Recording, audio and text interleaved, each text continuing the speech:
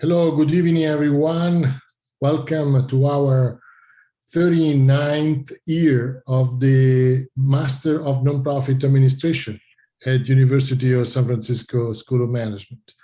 We're very excited today to have this moment of celebration with some of the candidates of the Master in Nonprofit Administration, and also to share with you a moment of learning about how nonprofits are doing, what's some hot topics that are important for our candidate in their research, in their career, that certainly reflect how the sector is going toward also a data-driven type of capacity development that certainly our program and our candidates and all of you here around the table manifest. This exercise of sharing these projects also reflect a long tradition, much longer than the history of the M&A. Is the history of academia, in a way, in defending thesis. But we do more than that. We actually try to do projects that are of interest to our community and that try to make an impact also in some level of advocacy or action research, as we call it. And they manifest a scientific methods of a data-driven discovery, not just for marketing purposes, as some nonprofit may end up to do. We want to go deeper in our critical and data-driven analysis. So I'm very happy to present to you a few of our candidates that are doing the presentation of their projects today. We'll start with Connor Daugherty, that has been exploring the transparency in pay and how nonprofit organizations and leaders can support employees through a culture of openness. The presentation will be at about 10 to 15 minutes each, and then we'll have time for about 2 to 3 questions. Feel free to raise your hands or use the chat if you prefer to express your question. The second presentation for today will be by Whitney Hofacker with the Private School, Public Purpose, Service Learning, and Social Responsibility in Independent Schools. The third project of today is by Hannah Jarvis on exploring the Golden Gate Greenway, coalition building for green space equity, particularly focused on the Tenderloin neighborhood in San Francisco. And the last project presentation of today is by Colette Zepponi, that is exploring how America's largest nonprofit and for-profit companies are prioritizing CSR and diversity, equity, and inclusion in their external communication. So you see that these projects are, quite diverse in many areas, but also very interesting and interrelated and reflecting the interests of our students. So without further ado, I want to leave the floor to Connor, who will start today's presentation, and will follow up with the other presentation. Thank you. Welcome. All right, let me get this set up real quick.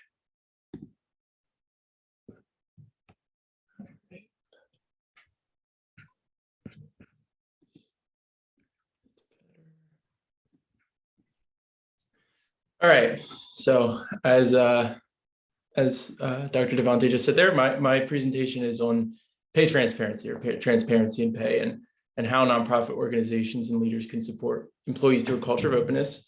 And in supporting employees, I really mean that employees are able to make informed choices about their employment and to help eliminate bias from hiring directors and other forms of bias in organizations.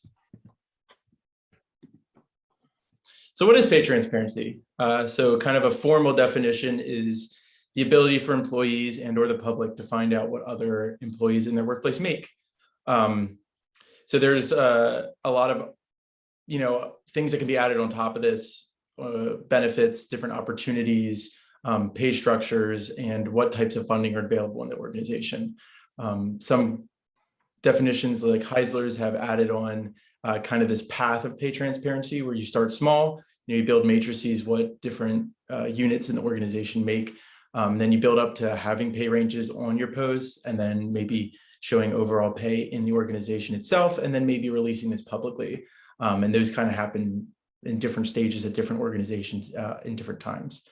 A lot of times pay transparency starts with kind of basic beginnings. And this is a lot of where my research focused on, was having, wages posted on jobs, benefit packages on jobs, and at least starting to have the conversation about pay transparency in organizations.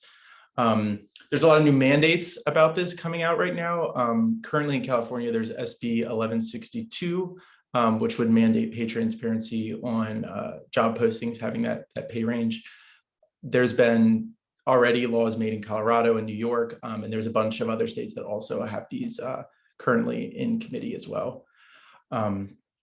So what it really supports is not just the closing of wage gaps, but there's really a lot of benefits, but there's also some drawbacks, and I'll get into both of these as well. So specifically for nonprofits, the way pay transparency really functions is there's already some of it built in. Employees and executive directors that make over $100,000, they're supposed to be listed on the 990. Technically, they're required to be listed on the 990, but a lot of large organizations tend not to have all their employees that make over $100,000 listed. From what I've noticed, it's usually about the first top 100, and then it starts to cut off. And I don't know if that might just be due to how long this might take, or some other reason making the 990 too long or something like that, but they just don't show all of that. Specifically in nonprofits, there's very few studies on what paid transparency would do in the sector. There's some pretty limited research done in the last about 10 years at the latest on the way paid transparency works in the private sector. But there's very little direct connection to the nonprofit sector. The closest study, there was one done in Canada out of universities that did show an overall reduction in pay gaps in gender once pay transparency was implemented. But there's very little enforcement behind this, and all of this kind of have this piece missing that it's not enforced. It's all just, if they want to do it, they can, and if they see the benefits, they do. So it's not really well understood what the direct impacts will make. Importantly for nonprofits, there's a lot of government funding. About 65% of funding for most nonprofits is coming from the government, if they're outside of a hospital and university range. And there's really an argument to be made there that it's acting as a de facto form of the US government, and the US government already has pay transparency built in where you're able to look up everyone's salary. Along with this, nonprofit employees tend to understand the way that pay structures work and the pay works in their organizations. And like I said earlier, there have been studies that do show that there are reductions in pay gaps, and this has been seen in nonprofits that have adopted it kind of more publicly, and ones that have used it in their PR and marketing campaigns. So the objectives of the study were to see if now this can change nonprofits' culture into ones that's more openness and support employees and end wage gaps. So my purpose statement here, see how organizations are implementing pay transparency. How does pay transparency help reduce perceived inequality? Does it help increase or improve equality? And what are the best practices? Move on here. So my data originally really focused on job posting data and looking at doing content analysis of different job postings on LinkedIn. I had kind of a secondary method that was to collect a survey, also quantitative data on how employees were feeling about pay transparency, mostly nonprofit. And then finally, I had a semi-structured interview that kind of added some qualitative data to back both of these two up. So my sample selection was from the 30 largest nonprofits and universities from the Ford 500 list. Surveys were collected from USF groups and social media shares online. And my data was basically, I made a blank LinkedIn account and just looked at the first five job listings that came down. And I used this just because it was the easiest to get quick data kind of out of. So I was able to go through a lot of posts very quickly. So how are they doing? They're not doing well. So when we look at just the groups that are, when we just look at if they're posting pay, so only 46% of the posts I looked at actually posted pay. So it's less than 50%. And part of that too, that even muddles this a little bit more, is about half or 54% here actually were posting the range. It means the other, 33 there was just kind of created by LinkedIn. So this really shows that only about 25% are actually providing real ranges. And then beyond that, if you look here, I added, there's more that shows this as well, but this was probably the worst case, was that only 18% were providing a contact. There are similar sort of, gaps that we're seeing in, providing benefit, what benefits might be there, what opportunities might be there in the future. So they're really not doing a good job of having a lot of this information on job postings.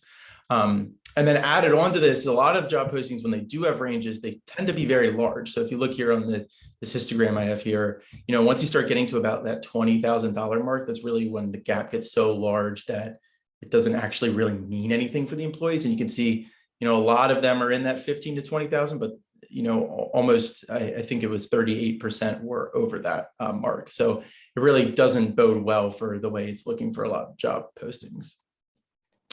So just for some more data analysis, a lot of the good posts tended to do better overall. So, if they had the range posted, they tend to have the benefit posted more. If they had the benefits posted, they tend to have the contacts more. And this is true for the pay ranges as well. They tend to be better if they had more information. One thing that was interesting, there was no significance by job level. I kind of thought higher level jobs might be a little bit better than lower level jobs, but that wasn't true. Social service organizations were doing the best. I think this might be because they're getting the most government funding, so they tend to have most of the data actually written down or very good matrices. It was a bit hard for me to see this data because I really think a lot of nonprofits, or even these large nonprofits, are kind of starting off behind on the wrong foot for when a lot of these new mandates might come down with creating these new job postings. And I guess a question I asked myself right away when looking at this is that how much worse would it be in a smaller nonprofit? So for the survey here, obviously I had a lot of questions, and I pulled out just 4 here that I thought were really interesting. So these are just the mean scores here. So you can see how likely would you be willing to share. We're seeing a pretty sizable drift over to the likely to share. I feel there's cultural pressure. I mean, that's still very strongly positive that people think there is a cultural pressure not to talk about their pay. Interesting, I thought was probably the most interesting, was I would accept a job that posts my wage and benefits for all to see. And I mean, with a 6.15 out of 7, I mean, it was very strong that people would take a job. And there was a little bit more muddied in kind of, I think everyone's salary, being published would cause issues. And I think people can really see how that might happen. So, some things we could pull from this are individuals aren't super happy with the way jobs are posted right now. Pay rates are kind of found throughout the process. People perceive positive outcomes from pay transparency, even if there might not be data to back that up. And I think really now we're starting to see that people want this. There's a lot of new cultural pressure. I saw a bunch of articles talking about the inevitability of pay transparency, and a lot of the people I talked to also kind of mentioned that, this isn't something that's going away. This is going to keep increasing. So some implications, I think, for the nonprofit sector. I think it's very well set up to have these discussions. Like I said, groups like this one I've mentioned before, Buffer, have really used it well to do marketing to different donors. There's a real opportunity for kind of standardization with this. I mean, you already have it with the $100,000 on the 90s. There might be something easy to kind of add on to there. One thing that's important is, you need to have set goals and create a plan at first to build on these goals. And my kind of next slide will go into how this would kind of look.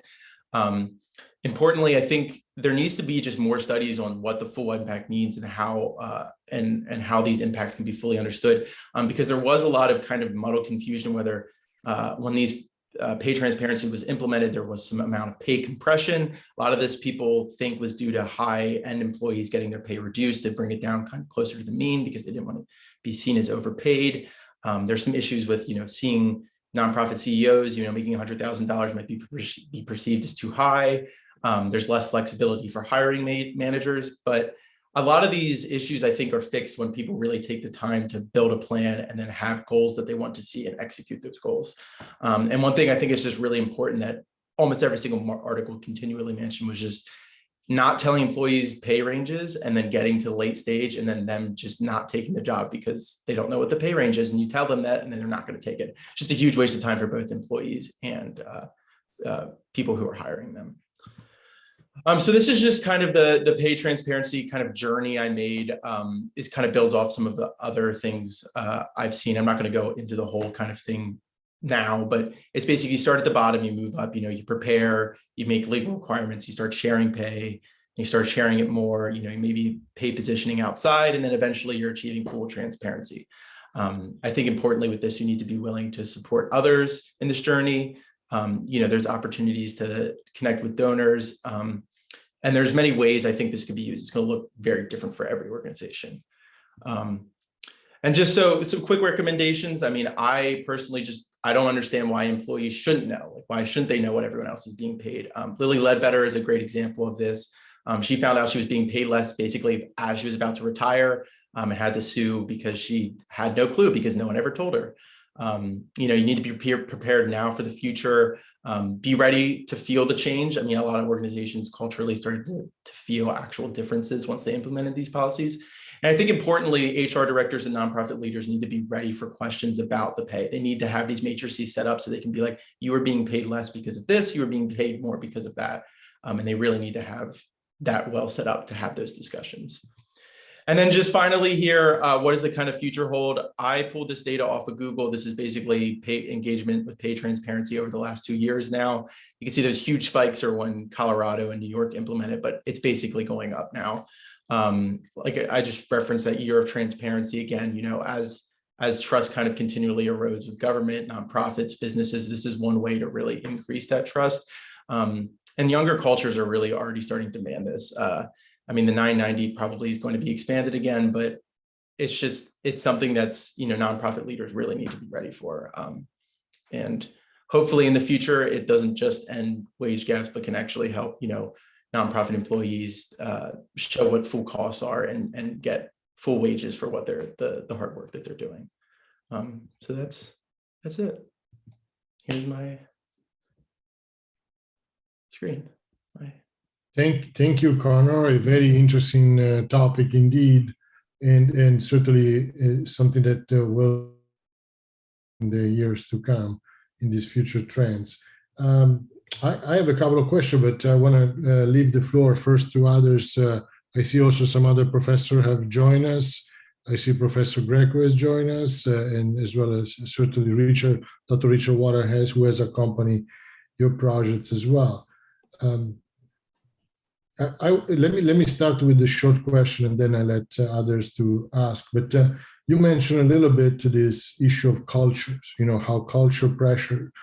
I would like to see if you can tell us a little bit more from your study. How you mentioned how nonprofits tend to be obviously compliant with the public sector cultures, but how much is the influence of the private sector? In other words, how is the private sector doing? And do you think in the future, if there is a trend more toward more transparency or not in the private sector, if that is a factor that will influence more transparency or not in the future of nonprofits? Yeah, I mean, I think there's definitely going to be bleed over from that. I guess from what I've seen, most companies from, both sections, when you're looking at the nonprofit and the for-profit, when they tend to do this now, if they're going to be as transparent as possible, they're going to post everyone's pay of the entire organization. That's a really good marketing tool. And I think both of for-profits and nonprofits use it in the same sort of way. So as it becomes more common and more organizations are doing that, I'm going to think that's probably not going to be as powerful of a statement as it is right now. So I do wonder if for-profits are able to, get these created a little bit faster than nonprofits are. But I also just think the size and the understanding of how nonprofit functions are going to make this transition a little bit easier than, especially, I guess I'm thinking more from very sales oriented, very culture, money hungry culture organization. I think is going to have a much harder time implementing this than a nonprofit culture that's much more focused on mission and passion will. I have a follow-up question, but perhaps others have other questions. I was just wondering, it says in your method, Connor, that you conducted 4 interviews with experts on this. And I just wonder what they envision about the future of pay transparency, because I'm thinking about my own network. And again, this may very well be part of age and generational differences. I don't think my colleagues would be as generous with some of the survey results that you found, as far as being comfortable with my pay and benefits being reported, or being willing to take a job that is on the table, that it will be stated outright. And so I just wonder what the experts were saying about its future. Yeah, I think a lot of them tended to focus more on the internal understanding. I think that was where the real big kind of push was coming from, was that, you're going to know when, I think first off, you need to know when a new employee gets hired, that they're, what they're getting paid, because often employees that sit in positions for 5 or 10 years tend to end up getting paid less than new employees that come in. So I think first off, they were saying that's, that needs to be there so people can see that.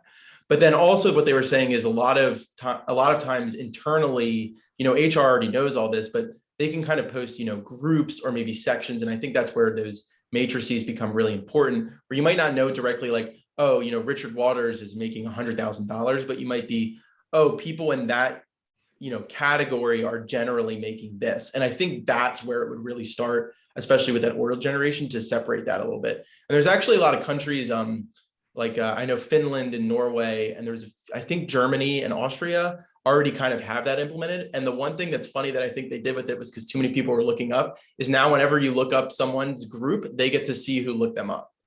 So I think that's a really interesting way to do it too, is that, if someone wants to look you up, you get to see who looked you up.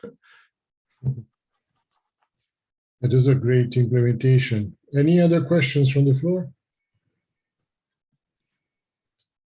Well, we are a little out of time, but certainly a few other notions that needs to be explored here is the obvious influence which we think on DEI, diversity, equity, and inclusion. We would assume that more transparency will lead more to more promotion of DEI. But I'm kind of also wondering of some other stumbling blocks that could this process lead. I'm also wondering about the role of technology. As we see more data-driven type of, like LinkedIn or other that organization that might actually push toward that. But anyway, let's leave it to this. Thank you again, Connor, for your project. I share again the link for where your projects will be available along the other ones. So again, thank you and congratulations. Our next presenter is Whitney with your project. When you're ready, take it over.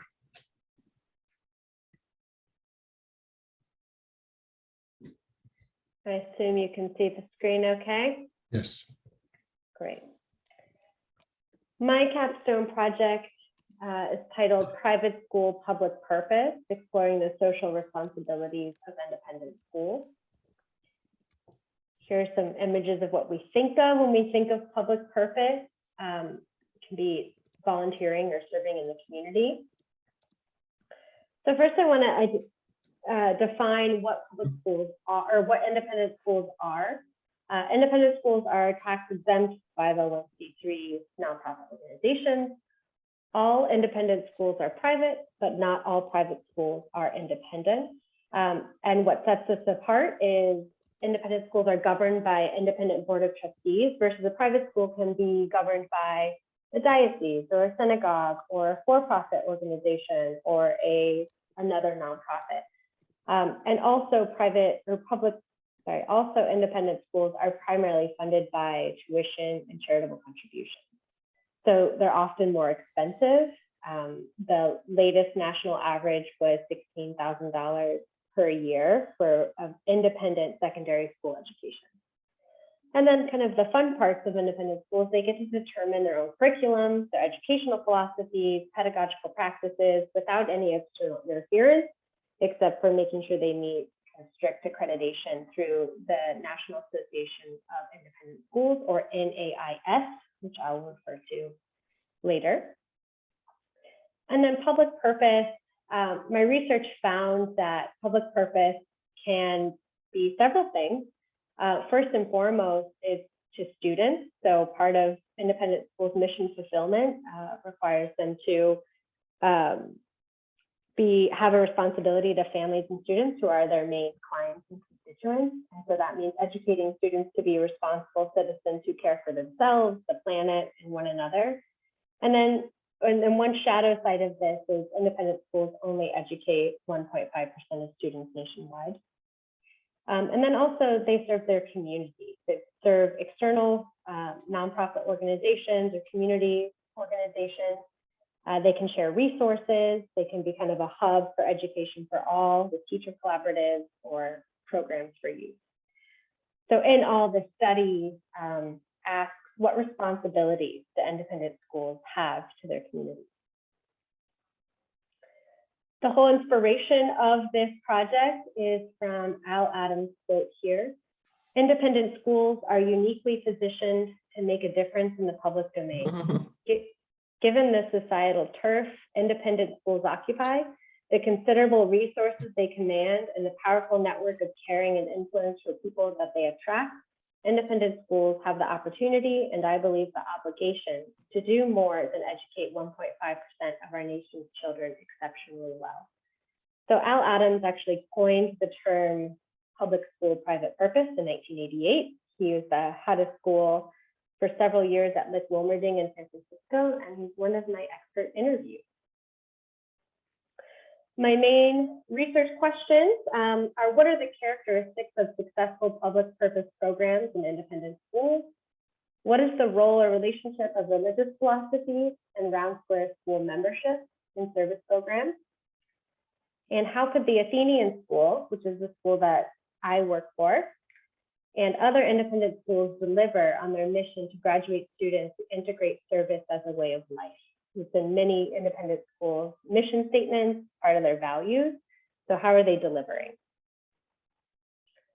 My methods, I started with the NAIS did a study on public purpose in independent schools in 2013, which has been a really great foundation for a lot of my continued research. They surveyed 400 schools. And it's a really neat opportunity to have an insider scoop of what's happening at these schools. And then to counter that, I did a comparative analysis of what are these schools showing on their website and Facebook posts. I selected schools that were part of the Round Square School Network. So 80% of the schools I selected for my comparative analysis are part of Round Square, which is an international consortium. And part of membership is valuing service as a core element of your educational philosophy. And then as an employee of the Athenian School, I had access to faculty and parents. So I did a focus group using Google Jamboard to do a content analysis. I know you can't read this super well, but the yellow is what is the Athenian School doing well with community service and community engagement? The green represents what could or should they be doing, and the red is what are the barriers. And then I had 3 expert interviews, a lot of which the information came from Al Adams, who's again kind of the person that started this, and it's really rippled. Now there's a conference for public school or for private school public purpose that all came out of this term that he coined.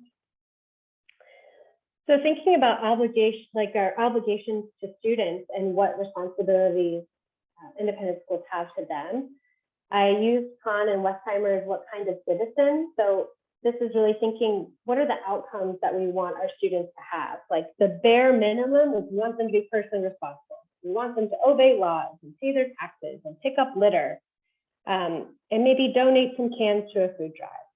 And then the next level up is participatory. So instead of donating cans to the food drive, they're starting a food drive at their school. They're engaging deeper. They're connecting with an organization and bringing people in. And then the pinnacle that everyone's trying to reach is how do we create justice-oriented citizens, students who really understand the larger context in which they're doing service and work to change systems.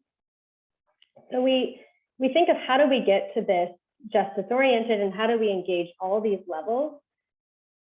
It's proven that service learning works. as a way to do this. There's tons of research on this, and service learning is a wonderful opportunity to engage service with what students are learning in the classroom, and then giving them opportunity to reflect on what does this mean for them, what does this mean for society as a whole. And this has been a proven way to really integrate service as a way of life. And then thinking, how do we get to that justice-oriented citizen that's deepening public purpose initiatives? There's kind of this flow from community service to community engagement. So thinking first with community service, this is individual students or groups volunteer, the faculty member might act as an advisor, and accountability is really measured through hours tracked or money raised. This is kind of your typical, basic community service program. And then going a little bit deeper, service learning. Students are responsible for the work. Faculty members design curriculum and organize projects relevant to their coursework. The accountability is that students are given time for prep and reflection, and that students and teachers assess outcomes together. The community organization might provide some direct feedback, but they're not really a major constituent in terms of designing and assessing the outcomes. So for example, an architecture class builds a tiny house and donates it to a nonprofit. The nonprofit might be like, oh, this is nice, but we actually need a tiny house that's on wheels because this is what our requirements are. So it falls a little short, but it's still a really deep way of engaging service. And then lastly, this is kind of the goal that we want to get to with independent school. It's the highest level where school leadership places community engagement at the center of educational programming. So faculty work with students to design, access, and redesign, so there's an iterative process, effective programs. So the accountability is both with the community organizations and the schools. They're mutually involved in assessing outcomes and the continuing improvement of the program. So a great example of this is a high school a cappella group goes to a public elementary school that's had its arts funding cut, and they go once a week and they run a choir class.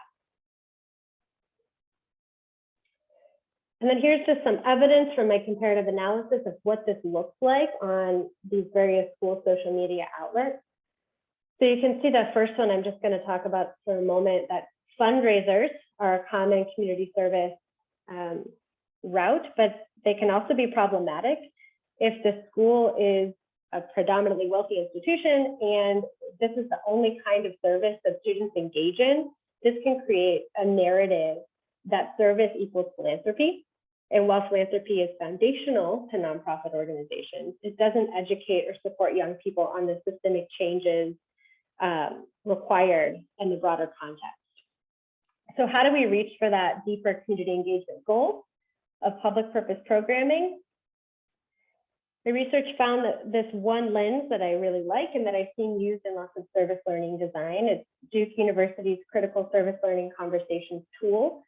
This is a self-assessment and resource tool to help faculty implement critical justice-oriented service learning.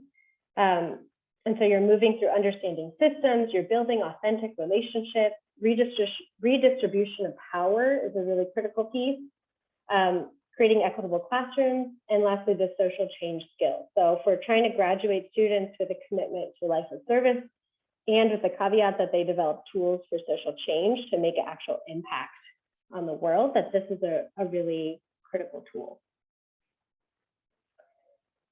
So some of the findings, the NIS Public Purpose Report. Again, this is an insider perspective. So this is kind of a neat way to hear from school leadership themselves what's happening. And so it's written in 87% of school missions, public purpose programming. It's part of their mission, their value, their priorities. And we can see that virtually all schools who participated have some sort of public purpose program. And most of these look like community service that are both internal and external. So green programs, recycling, gardening, waste reduction, probably a little more internal. And then you've got your community facing, which are social service, volunteering. If we really want students to integrate service as a way of life, there needs to be more authentic relationships that serve both students and their communities. So that's where we get into only 75% are facilitating service learning programming, 72% are partnerships with nonprofit organizations, and then only less than half have relationships with local public schools. So that's the internal findings of what people are reporting. And then looking at kind of this external of what is actually seen on the websites and Facebook posts. I did this comparative analysis. My hypothesis was that Round Square School, whose membership requires them to have service as a tenant, that they would have service loud and proud on their website, that they would have a lot of evidence, there would be photos, and there would be just some more communication. Maybe they have a center of civic engagement or a center of community service. And I also hypothesized that religious schools would have more of a public commitment to service. And my finding is that they don't. That I had to equally dig deep into the websites and their Facebook posts to see if there was any relationship, and that for both, whether they're round square or not, religious or not, it was equally difficult or equally easy to find information. Secondly, remembering that the NAIS study that 87% of schools have public purpose reflected in their mission, this finding shows that they're not putting the resources into telling that story to prospective students, to families, or to community organizations who might be considering working with them. So they're not putting the resources in. And then I did some research on my own organization, again, with that focus group content analysis. And what came out of that is that faculty and parents want deeper service experiences. They don't want to just have the community service. They want service learning, and they want justice-oriented community engagement. Service activities are often idiosyncratic, so they're dependent on a particular faculty. When that faculty member leaves, the program goes with them, the connections go with them. And also that faculty want double the partnerships with external organizations than they have now. And then you can see on the right here, this is a parent, an example of what a parent Jamboard looked like. They had no idea what was happening at the school. They put tutoring online, which is funny because when I gave this presentation, or we did this focus group with them, I had just presented on how we're tutoring students online. So we're not telling the story. They don't know what's happening. They have a lot of ideas of what we could and should be doing, but they don't know what's going on. And one example of that is a parent wrote, something that the Athenian school is doing well is that we sell olive oil. So this is missing a huge piece of this context, in that we have an olive orchard at Athenian where we grow our own olives.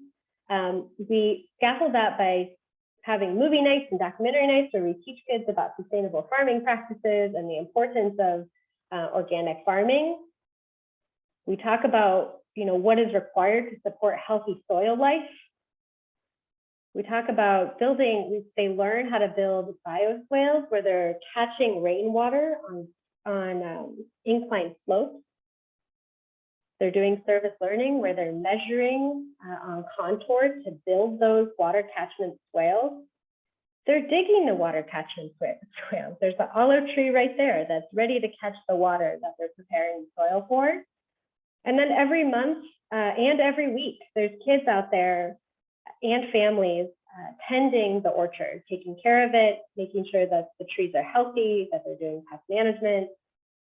And then there's a big community olive harvest where people are hand-picking olives from all of the trees. And then we collect them, it's milled, students create labels, bottle them, and sell them. And so all of that story is missing and reduced to sell olive oil. So this is just a little vignette of where there's a communication gap, and that I think it's the responsibility of our schools to really communicate the full picture of what community engagement is looking like. So the implications of this, that this really requires, this is a whole dissertation that could be done, is the assessment and measurement of impact for service programming are not well documented internally of various organizations. or from school to school. So they're not speaking the same language. Another implication is only insiders know what's happening with public purpose programming. So families, prospective students, and community organizations don't know. And this is a marketing tool for them to really build more connections and to attract more partnerships and more students. And that community engagement via critical service learning is becoming best practice for deeper engaged community engagement and learning. So my recommendations, both for independent schools and then specifically for the Athenian schools, is building capacity. So put your money where your mission is. If your mission is the service of the way of life, then how are you designing backwards to support that outcome? For example, Athenian, which has 550 students, we have one person who spends 50% of their time on community service. For a school this size and for faculty who want to increase partnerships they want to double it, we should have at least 3. And so this is an opportunity to really build capacity so that we're set up for success. The second recommendation is extending the reach, opening up the campus for the community to come in, and both reaching out to other organizations and building deeper relationships that last year over year and that are centralized, so that when people leave, they're not, the relationships don't go with them. And then communication is key, yelling it from the rooftop. So telling the story, adding the full context in which service is happening, so that it's understood by parents, it's understood by future community partners as well. And then here's just a little model of the yellow being the outcomes for both community and students.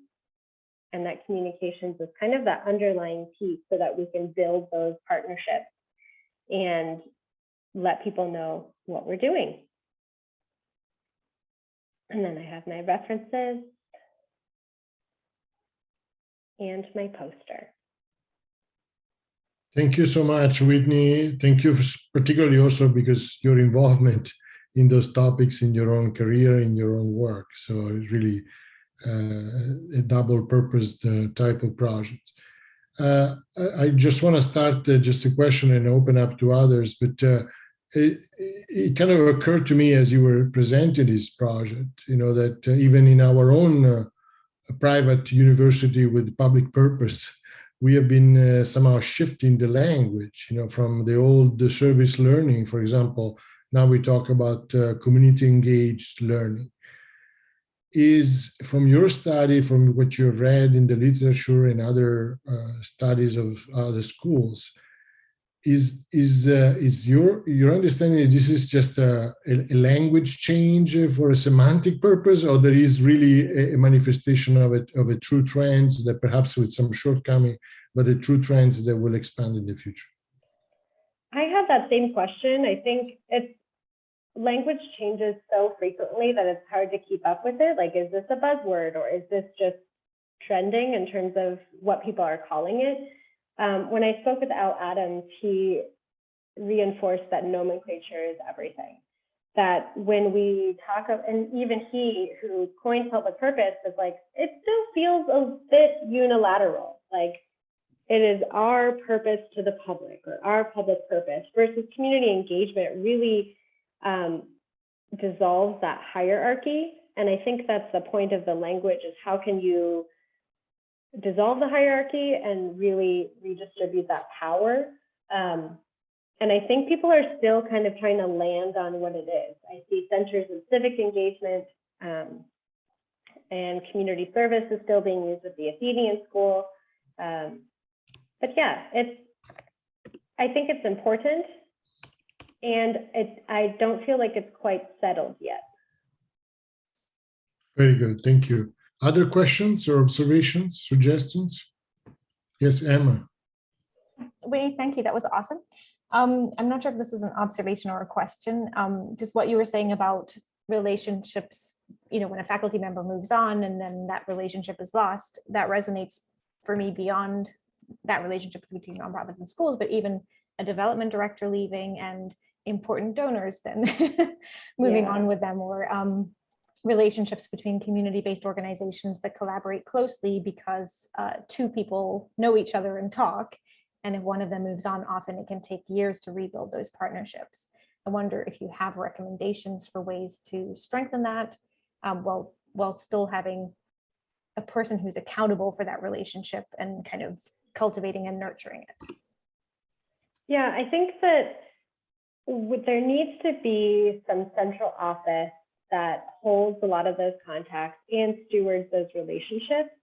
But that requires bandwidth. It requires more people to be able to, I think in my ideal world at Athenian, for example, the person who's running our service programs or community engagement programs is coaching faculty regularly to really deepen their service learning curriculum. And that through that relationship, they're learning about other contacts, they're learning about nonprofits that that teacher might have worked with for the past 5 years, and then gathering that information. I know we've tried to systemize it, which doesn't work, at least for our institution. It's hard to get everyone to use the same system. But I think that having an office, or at least a person who's able to be the keeper of that and has really good, just records that, is really important. But a lot of that's just having touch points. Like the more often you have touch points with various colleagues, the more often you're going to hear about that. And then I think it's that person's responsibility to be like, oh, hey, you mentioned that you work with, this organization. Who's your person there? Could you introduce me so that we can get another class in there? So it's also a way to just deepen our relationships with these nonprofits. So it's not just like a one-off, one class did something, but, oh, wow, now the entire 7th grade touches this nonprofit in these various contexts. And I think it's probably about not just including all these experiences to collect contacts, but also to institutionalize them, to make them really central to the institution in a way that, like you're saying, not just for marketing purpose, so this is our purpose, but then follow up by true action. And the true action is about supporting those programs and institutionalizing in a way that go beyond just individual contacts. Great work. Leif, another questions briefly? Yes. Yeah, I'm just wondering on the impact measurement, I'm trying to think of what exactly that could look like and if that's feasible for an independent school to try to do that. Can you speak to that? Yeah, so at least for the Athenian school, all of our students, they do an independent service project, their 11th and 12th grade, and they write a reflection essay. One way to measure impact would to do it with that data that we already have, would to be do a content analysis of those essays, which sounds kind of miserable because it's a lot of essays written by high schoolers. But I think that could you pull out words? Could you pull out themes? Could you pull out learnings that are common, that are meeting your outcomes? Or could you, and I think, some schools do surveys that are both to the organization and to the student to try to measure that reciprocal relationship. I think that that's one way to do it, but I know reflection essays are pretty common. But that's what I've seen in schools. They either do surveys to just students, just nonprofits, or both, or reflection essays. They also have there's several apps that just collect service hours, and then you can just kind of jot in your experience. But that feels more of the service hours counting than kind of the deeper outcomes. But yeah, that's a whole area of study that I think that's a whole other project. Thank you, Whitney. Thank you all. This is great project, great initiatives, and something to reflect more. Our third project is by Emma Jarvis. Emma, please take over and lead us into these conversations. Hi, thank you all for coming today. My name is Emma. I am an employee at St. Anthony's and very excited to be in the final stages of the Capstone, having really enjoyed this program and everything I've learned so far. Thank you all for coming tonight. My project is about the Golden Gate Greenway, which I'm going to start with a very aspirational image. This is what we are dreaming of. So this is something created by a landscape architect who's been volunteering his time for the project. And it's a coalition of nonprofits who are all located on the 100 block of Golden Gate Avenue in the Tenderloin, who are working together to maintain what was just a temporary COVID-19 street closure and turn it into a permanent space that serves our community. And I'm going to get into why this neighborhood particularly needs something like this and why we would do this on a street and not in a more traditional park space. So basically, the Tenderloin has 30,000 residents and 1.9 acres of parks. For a little more context, there's around 6,000 acres of parks in the city of San Francisco as a whole, which averages out 90 square feet per person. In the Tenderloin, you get about half a yoga mat per person, which for a neighborhood that is filled with people who often live alone in single residence occupancy rooms, many people who are pedestrians who are dependent on transit or walking, makes it really hard that there are so few parks in the neighborhood. In the pandemic, the city implemented the Slow Streets program. I'm sure many of you are familiar with it. Unfortunately, the Tenderloin was entirely excluded from the program. There were no slow streets in this neighborhood of 30,000 people. There were 2 blocks that were closed to traffic entirely, so they weren't slow streets, they were just street closures, and that was to provide space for essential services. And so this Golden Gate Greenway Coalition is basically trying to keep one of those blocks as a permanent space where people can have a little more outdoor area to enjoy. For more context, this is the Tenderloin itself. It's around 32 square blocks just north of Market Street, downtown San Francisco. As you can see, it's mostly not parks. So there's a couple of very small parks in the neighborhood. Right here is Macaulay. Right here is called Turk and Hyde Mini Park, and it is a very accurate name for it. This is a children's playground that's not actually open to adults. And then this is Father Alfred Bodecker Park. And the block that we're looking at right here, where my workplace is the 100 block of Golden Gate Avenue. Some facts about the Tenderloin for more context. It is known to be a neighborhood with little wealth. The median income is significantly smaller than San Francisco at around $24,000 per household. It is a very diverse neighborhood. It's home to the first transgender district in the world. It's about 71% people of color, and many people in the neighborhood speak languages other than English as their first language, and many people are linguistically isolated, so they don't speak English at all.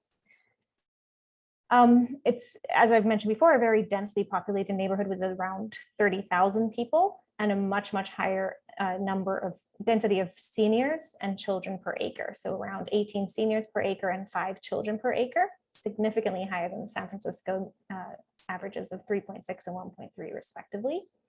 And finally, I'm sorry if you can't see this, the life expectancy in the neighborhood is 10 years shorter than the city itself and about 15 years shorter than the wealthiest neighborhoods in the city.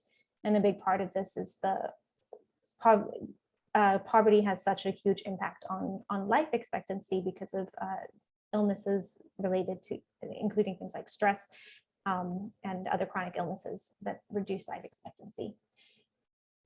There are a couple maps I want to just share that I think tell the picture even more of how disparate the situation is in the Tenderloin compared to the city as a whole. So this one here on the left is the Vision Zero map. It shows the high injury network in the city. So the high injury network is the 12% of streets where 70% of traffic incidents occur. And the Tenderloin is this crosshatch section right here. Basically, every single road segment in the Tenderloin is part of the high injury network. And then on the right here is the overdoses from 2020 and 2021. As I'm sure many of you already know, there was an enormous increase in overdoses, particularly fentanyl overdoses, since the start of the pandemic. And as you can see, they're very highly concentrated in the Tenderloin, with around 23% of overdoses in the Tenderloin and another 18% just south of Market in Soma. And these really speak to just how underinvested this neighborhood has been. It really is a neighborhood that has been neglected by the city to a great extent. And with the Tenderloin emergency this year, we see the city kind of waking up to the urgency of the need to invest in this neighborhood and make some changes, not just to prevent overdoses by handing out Narcan, but actually to try to structurally change what's going on so that people can have a better quality of life overall. How we've approached this essentially is we started with a street closure for the COVID-19 emergency. We realized what an incredible difference it made to have a bunch of space outdoors where people could spend time and not fear being hit by a car, which has always been a problem in the neighborhood where a lot of people commute quickly through it without care for the people who live there. So we started with a stakeholder analysis, identifying who we would need to speak to if we wanted to try to maintain that street closure. We built a coalition, inviting everyone on the block and some other nonprofits who were interested. We conducted community outreach to make sure we understood what the needs of residents in the neighborhood were. And then we have an ongoing grassroots advocacy campaign. So I'll talk through each of these methods as we go. With the stakeholder analysis, the primary city department we work with is the SFMTA because they granted the initial street closure and they are authorized to help us design things on a street surface. The nonprofits on the block are very highly engaged with us, and we have a bi-weekly meeting with them. We've had the planning department is very interested, and they are taking over the Tenderloin Emergency Initiative into its long-term investment into the neighborhood plan. And finally, a volunteer designer who caught wind of the project more than a year ago and has since poured his life and soul into it. And that was his rendering that you saw earlier on. People we need to keep satisfied. The first is the fire department. If anyone's ever worked on a project in San Francisco, you may know that the fire department is the hardest one to satisfy. And it currently is the main block to the forward progress for this project. And TLCBD, who initially started in our Keep Satisfied segment, but at this stage, I would actually call them Manage Closely because they've really stepped up to support this project and many others in the neighborhood and are super interested in anything that really helps to create more space for people who often live alone. Groups we're keeping informed is the Bike Coalition, Tenderloin residents, and other nonprofits in the neighborhood. And we just regularly outreach and make sure that everyone knows that we're still working on this. We're interested in hearing their voices and we're interested in inviting their support. And then finally, the police department and the Department of Public Works don't really have skin in the game, but we have kept them up to date that this is something we're continuing to work towards. This is a little map of the street. Apologies for my map drawing skills. So the 100 block of Golden Gate is between Jones Street and Leavenworth, and the whole block is all nonprofit organizations that run the entire lifespan of a human. So St. Anthony's Medical Clinic sees children from age 0 and all the way up to Mercy Housing, which has a senior housing building. We have 3 organizations that are serving children. That's Wu Children's Services with children aged 2 to 5, the Mariac Academy with grades 4 through 8, and 8 to 6 Valencia with a tutoring program for children aged 8 to 18. There are 3 social service organizations, Lutheran Social Services, St. Anthony's in 2 buildings, and then Larkin Street Youth Services.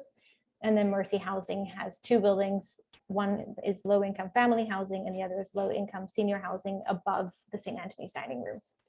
And then several other nonprofits also joined our coalition early on, the TLCBD, Friends of the Urban Forest, Code Tenderloin, and the Livable City, which is a nonprofit that really cares about making neighborhoods livable for people. We conducted an enormous amount of community outreach. The picture on the left here shows these community boards that we created and translated into multiple languages that are spoken in the neighborhood, including Arabic, Spanish, Chinese, Vietnamese, and I'm missing one, but there was one other. And we took these to around 8 or 9 community events. People of all ages saw them. They went to senior housing. They went to play events for kids. And because they were mostly picture-based, they were really inclusive, whether you were able to read yet because you're 5 years old, or whether you read in a different language. Anyone could interact with them and put stickers on the things that they liked. We found that universally the most popular concepts were things to do with nature and trees and shade, closely followed by play structures for children. And then finally, people were really interested in safety. They were concerned about traffic and they were concerned about physical safety from the Tenderloin has a bad reputation for safety. And so people were really concerned about that. We also took it on roadshows to different community groups, including the Tenderloin People's Congress, who adopted this as meeting one of their goals for the vision for the neighborhood, and the Tenderloin Traffic Safety Task Force, who adopted it as a really innovative way to help with the traffic challenges in the neighborhood. On the right here is the rendering from up above. So I share this to show that less than half the street is actually turned into green space, but it's really transformational, and it really helps to change how people perceive the neighborhood. And what is left for cars to travel through, because it's narrowed, it discourages people just commuting this way, and it also slows down traffic, which is a big challenge for the neighborhood. We conducted a letter writing campaign that offered 2 different templates for people to use. One was based on green space equity, and the other was based on traffic safety.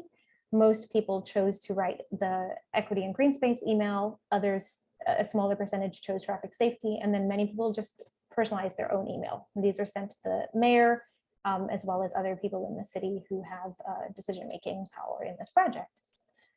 An ongoing thing we have is advocacy postcards. So these are cute little postcards available in multiple languages, where people can check the box to say why they want to see this project succeed, whether it's because of plants and trees, safer streets, space for kids to play, or space for pop-up and social services.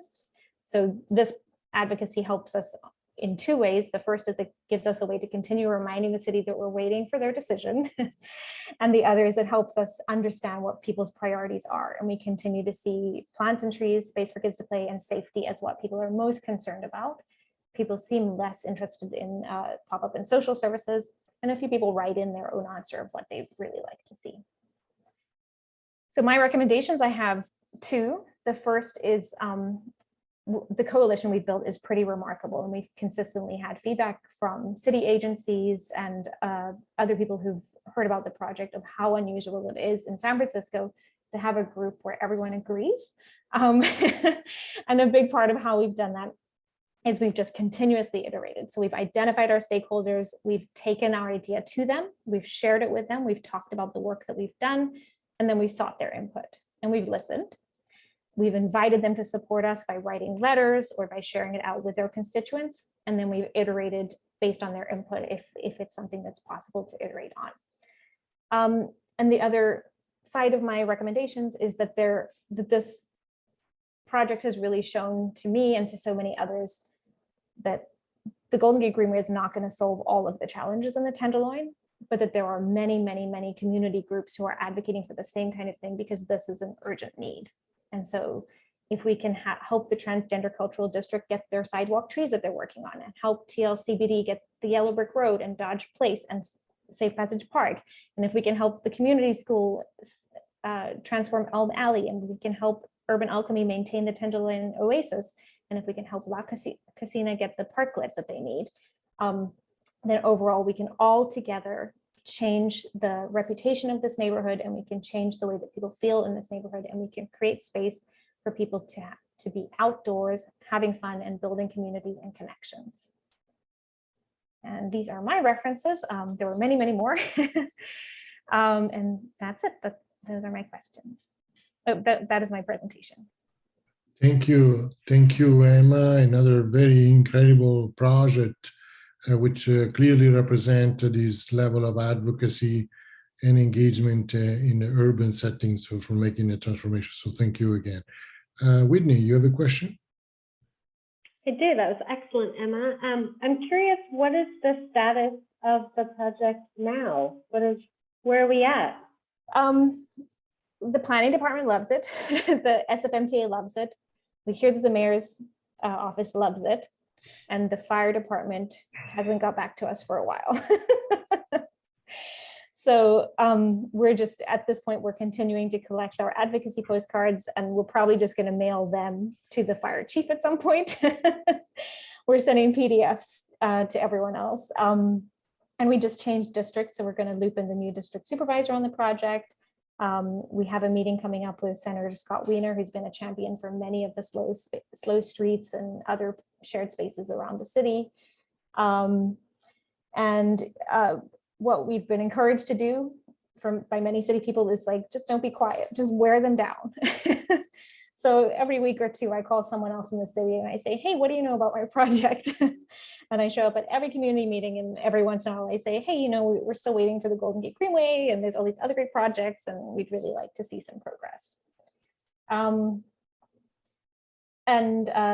Yes, so we're not sure what the fire department would be responsive to. We've had the fire chief come down, walk, and say, yeah, they totally get the equity issue. But then they send someone else to come and review the plans who's like, you can't do this. You can't block the streets. So I don't want to throw them under the bus. Like we know the fire department does great work. We understand they want to get places quickly, but we think that we can balance reducing traffic on this street, adding space for people on this street without blocking up the fire department. And the street's been closed for 2 years. This would actually reopen the street. So we'd like them to see the rationale, but we haven't got there yet. If anyone has the fire chief's personal cell, just drop it in the chat. I was wondering, Emma, if you have seen also some other successful programs out there of city with similar challenges that have had a successful story that could be inspiring. Also because for city planners, sometimes it's good to show them the possible outcomes and the possible impact stories. Yeah. We definitely have many examples of streets that have had more drastic lane reductions than this one that the fire department has learned to live with. They don't like examples like that. And there are certainly examples around the city of streets that are closed for kids to come out and play, streets that are closed for adults to exercise. Those are all in wealthier neighborhoods, and they just don't like the idea of doing it in this neighborhood. And I'm sure it's because there are more emergencies in this neighborhood, and that's really what they're prioritizing. It is not about not liking the people who live in this neighborhood. But our perspective is, if you don't change the holistic conditions in the neighborhood, you'll spend the rest of your life responding to emergencies. Right. How do we make it so there are fewer emergencies? Excellent. Well, thank you so much, Emma. Good luck with the project. We look forward to read more about it, because obviously we are all concerned about the neighborhood that could actually be a very, very different story for San Francisco. Our fourth and last presenter is Colette. Colette, you have another very interesting story to tell us and project. Tell us your findings. Thank you. Okay. Good evening, everyone. My name is Colette Zapponi, and I did my capstone research on how America's largest nonprofit and for-profit corporations are communicating CSR and DEI. This is an analysis of how the two sectors are demonstrating their commitments to CSR and DEI through their most public-facing communications outlets. So the concepts of corporate social responsibility and diversity, equity, and inclusion have grown mass popularity in the last few years due to the rise in social and political activism.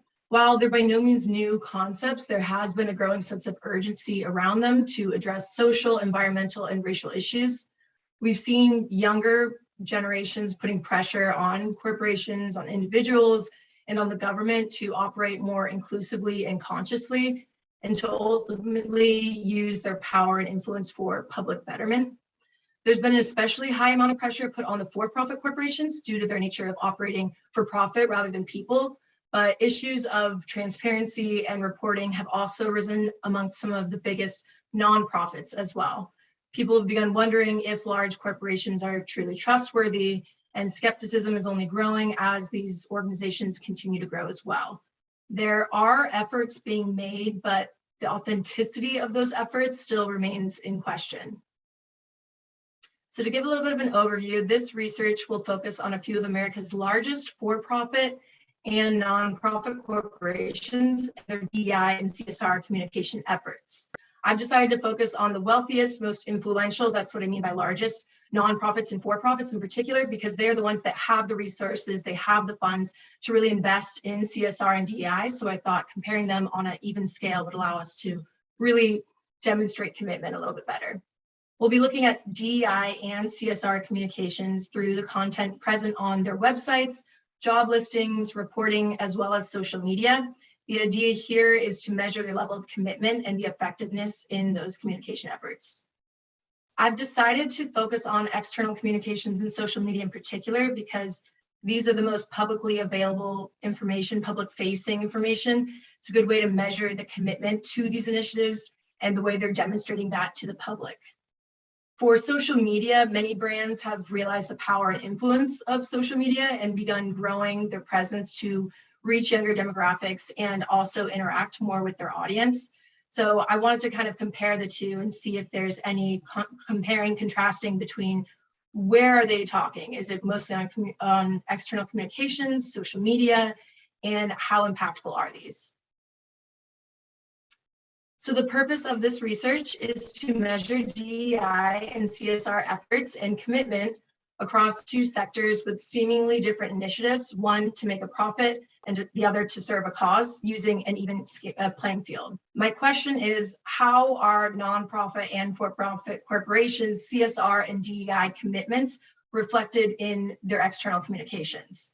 I want to determine if and how they're listening to the public demand for corporate social responsibility and diversity, equity, and inclusion efforts.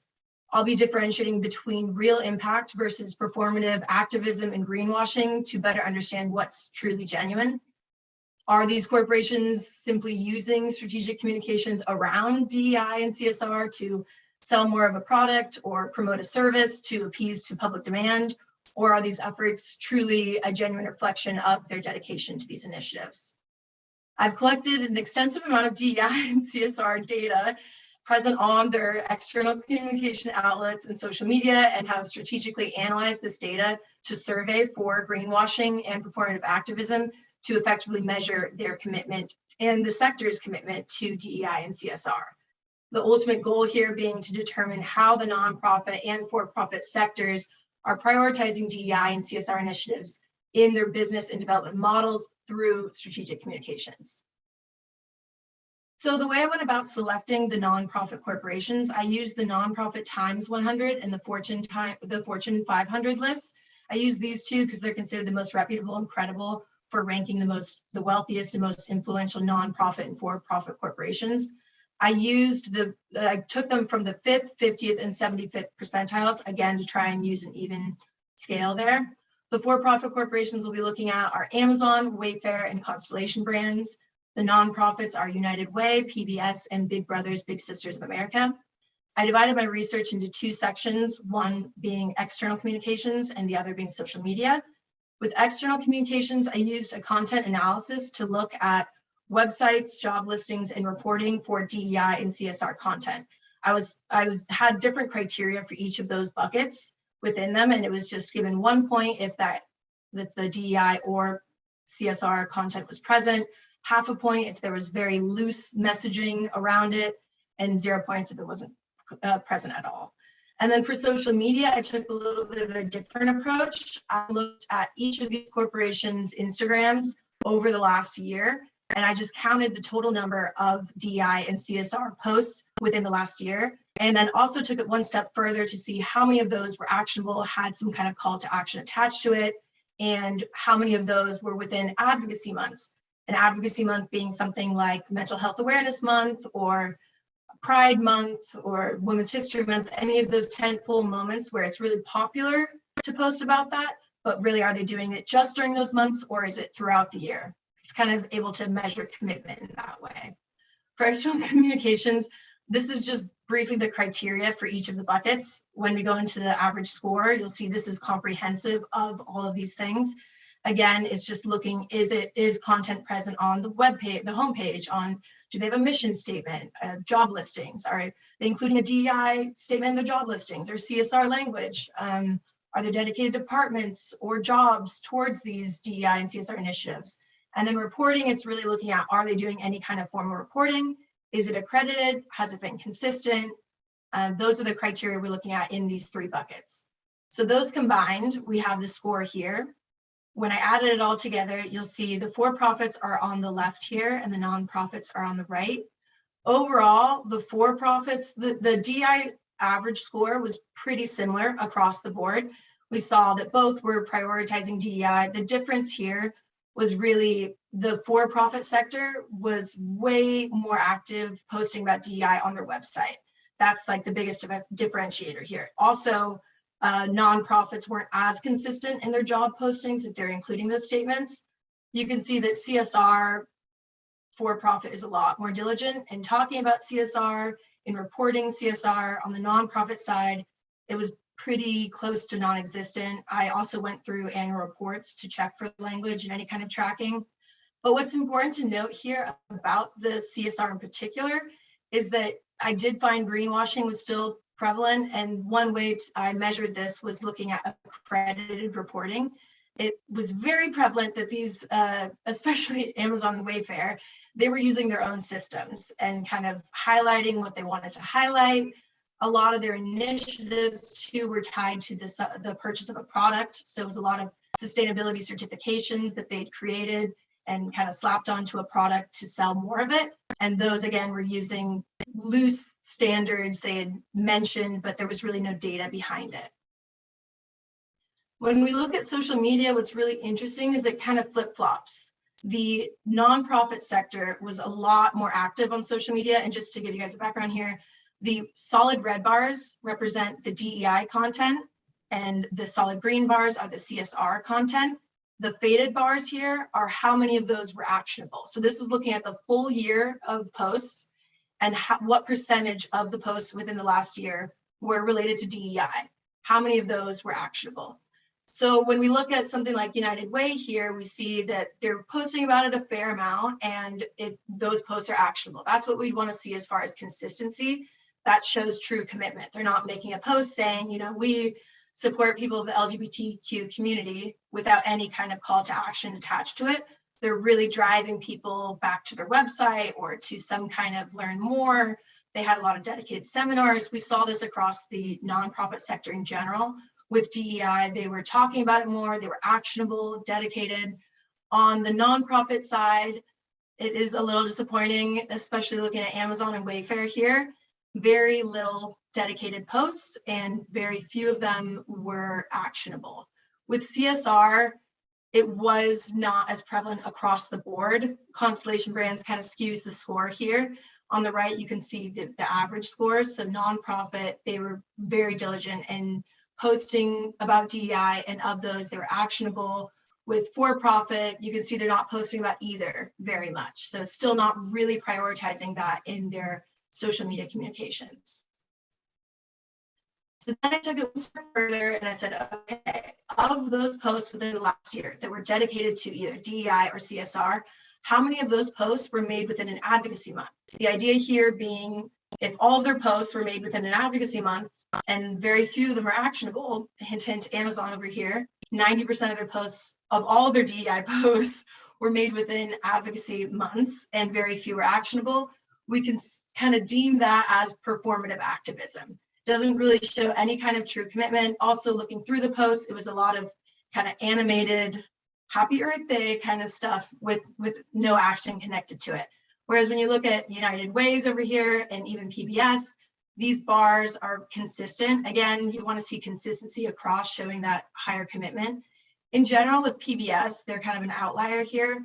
You would not want necessarily 75% of all posts to be within advocacy months, but they had dedicated months where they would post multiple times within those. They were month-long campaigns with some kind of seminar attached to them, amplifying the voices. They were extremely actionable, showed really strong commitment. Another thing to note here is that in general, there just aren't as many CSR tentpole moments throughout the year. There was, and when we do talk about CSR, it was a lot more of sustainability posts. So looking at Earth Day or Earth Week or something related to water conservation. So that's where these scores are generally a little bit lower. But when you look at the averages over here, you can see the nonprofit is, again, very consistent. Even though they're not posting as much about CSR, we can see within those advocacy months, they are actionable. And then on the for-profit side, you see this big dip here, which is not what you would want to see. It shows that performative activism where they're posting when it's really popular and they know everyone's looking at their page, but they're not really connecting it back to an action. So what does this mean? For-profits are communicating better through external communications, but nonprofits are showing stronger commitment to DEI on social media. The for-profits were a lot more consistent with their external communications. Like I mentioned earlier, they were really good about posting in all different pages of their website. They had dedicated tabs and very dedicated pages. Messaging was very clear, whereas nonprofits, that content was present, but not in every area. And it was a little bit circular. If there was a link, it would link back to an about us. It wasn't as clear. Even though they had messaging, it just wasn't as consistent throughout. So nonprofits aren't talking about as much in their external communications, but in their social media, they're talking about it a lot and it's actionable. The issue here is that a very small portion of their audience is on that social media platform. So ideally, you'd want to see more consistency in those external communications and social media. Both sectors have realized the importance of CSR and DEI communications to the public, but they're not consistently showing true commitment to these efforts. For instance, a lot of them did not have any kind of formal reporting, especially on DEI. There was one for-profit and one nonprofit that did, but even social media efforts, there weren't as many dedicated posts as we'd hope to see. And this is changing. This is in the last year, looking at posts, just briefly scanning through their posts the previous year, there was really not much dedicated to either CSR or DEI, and looking at reporting as well. So they definitely are prioritizing it. And I think these numbers will change moving forward, but right now it's just not where it should be at.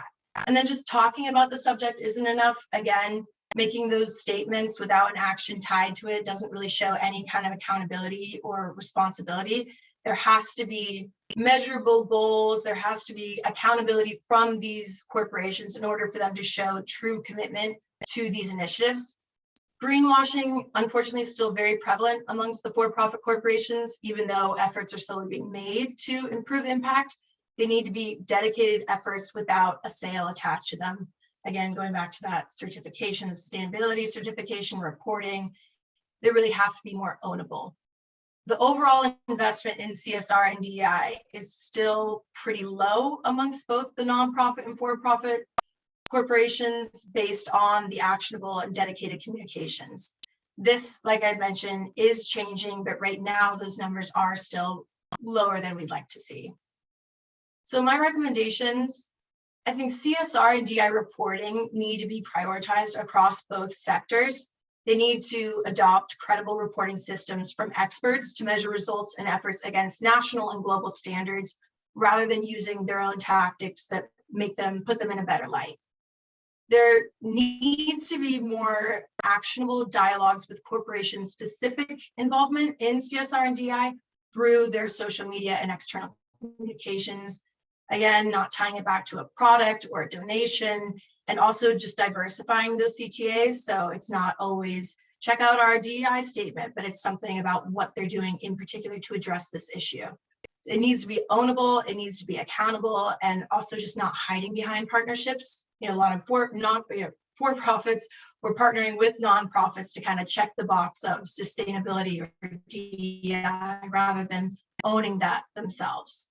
We need to prioritize DEI and CSR language on job listings and invest more in dedicated jobs in departments related to CSR and DEI. This is something, again, we're looking at the biggest, the wealthiest corporations. They have the resources to create departments and jobs.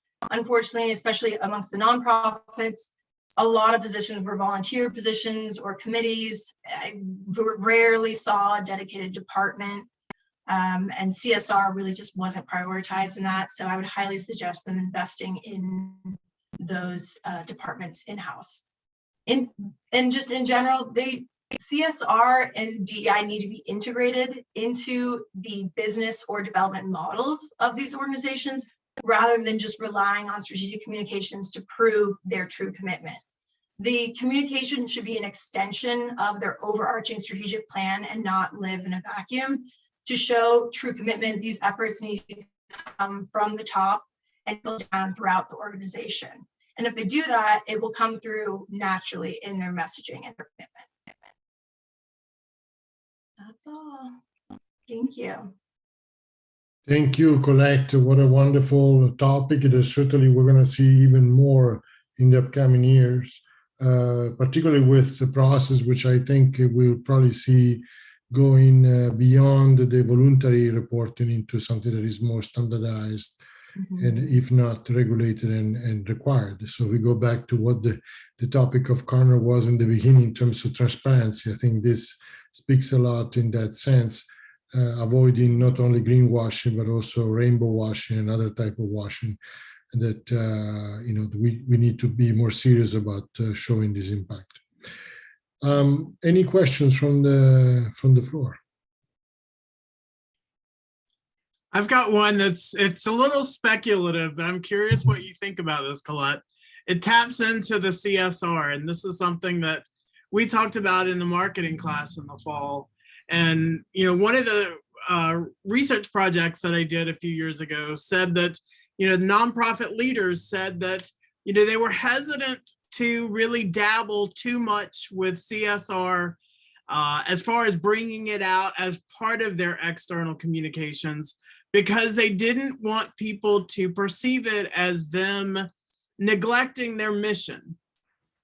What do you think to that? I think we're kind of, when we think of CSR, I think a lot of people just go straight towards sustainability, but CSR is a lot more broad than that. One of the things I saw across each of these corporations was talking about the people, how they're treating the people in their organization, any kind of transparency in reporting financials, or just their organization, making those kind of commitments to their people isn't necessarily tied to those sustainability efforts, but CSR is a lot broader than that. It doesn't have to be sustainability reporting. There's ways to report corporate social responsibility that are measurable outside of the environmental aspect.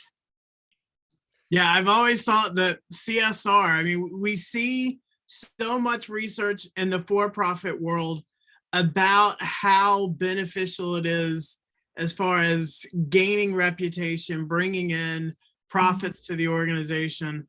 And it just seems like it's a missed opportunity for nonprofits to really distinguish themselves from their competitors. Yeah, I would agree. And in general, I think it's important also to think about how these processes could lead, as we said, to some more better outcome and better practices in the future, particularly if we focus particularly on the standardized report. Nikki has a question, or if you want to address quickly, it's on the chat. Did you see that? Did not. If you see any, did you find any of the for-profit social media misleading? Was there any commonality on the posts, like terms that flagged for you that the DEI posts did not have any action behind it? I think just it's hard to generalize across the sector. No, because Constellation Brands was they were the outlier. They were very, very actionable, and their posts were dedicated. I did see a lot of, I guess, misleading. I would categorize that as more of like performative.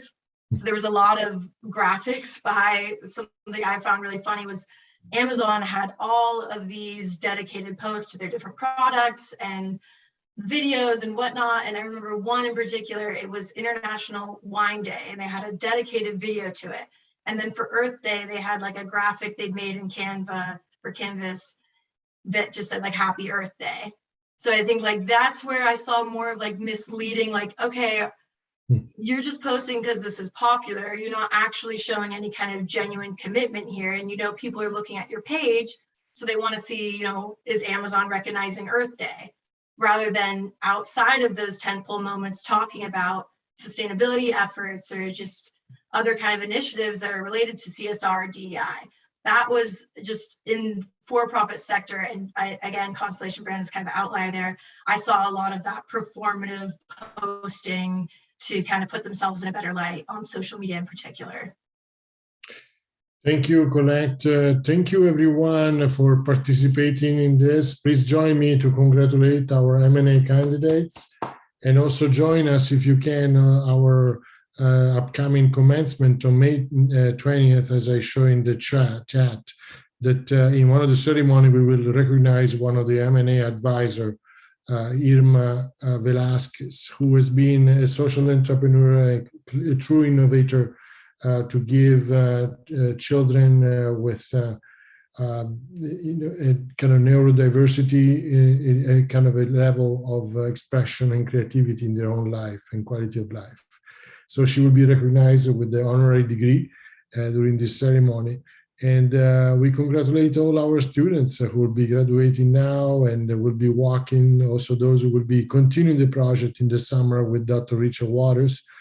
And look forward to next year.